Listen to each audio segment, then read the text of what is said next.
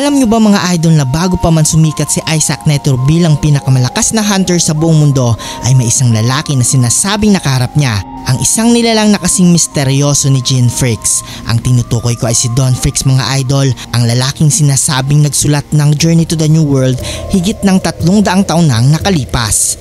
Pero teka lang mga idol, kung totoo nga ba na nabuhay si Don Freaks mahigit 3 siglo na ang nakaraan, paano siya nakaharap ni Prime Netero na nabuhay lang sa modern era ng Hunter x Hunter world?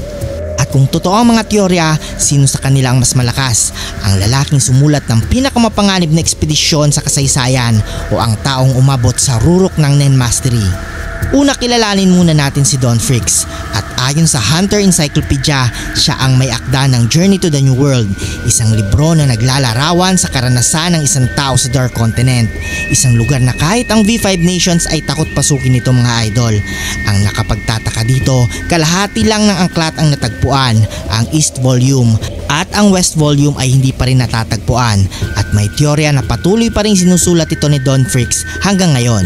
At ang ibig sabihin mga idol, si Don Freaks ay maaaring buhay pa rin o isang immortal being na nagawang magtagal sa Dark Continent gamit ang isang uri ng Nen na hindi pa natin lubos na nauunawaan. At ngayon, paano naman pumasok dito si Prime Netero? Sa mga dokumento ng Hunter Association, sinasabi na sa kanyang kabataan si Netero ay naglakbay sa iba't ibang bansa upang hanapin ang pinakamalakas na Nen user.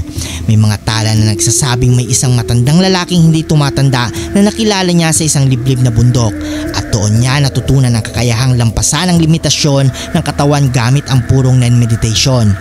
Kaya ang teorya na maraming fans, ang matandang iyon ay si Don Freaks mismo. At bago pa man sila maghiwalay, nagkaroon sila ng isang tahimik ngunit napakalupit na sparring.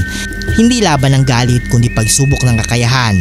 Si Don Freaks ay may Nen na nakabase sa adaptation at immortality.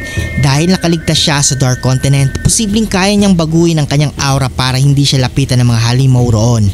At may iba pang teorya na sinasabing si Don ay nakadiscover ng post-Nen o divine level aura control na kayang baguhin ang biological time ng katawan. At si Prime Netero naman ang tanging tao na nakaabot sa Buddha Nen form, isang kakayahan na resulta ng libong araw na meditation at pag-atake ng higit 10 milyong ulit araw-araw. Sa panahong iyon, si Netero ay literal na pinakamabilis at pinakamalakas na tao sa lupa. Kung nagtagpo nga silang dalawa, posible ang kanilang labanan ay hindi tungkol sa suntukan kundi pagtatapatan ng Nen willpower, isang uri ng mental at aura duel na kayang magpabago ng klima o magpahinto ng oras sa paligid nila.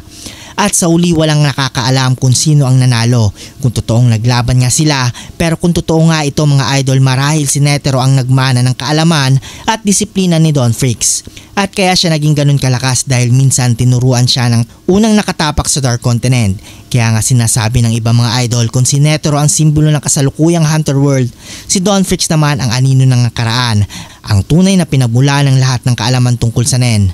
Ikaw sa tingin nyo mga idol, kung maglaban sina Don Freaks at Prime Netero sa rurok ng kanilang lakas, sino ang mananalo dito? I-comment po sa baba at huwag kalimutang mag-like at subscribe at hit the notification bell button para updated kayo palagi sa ating video. Maraming salamat.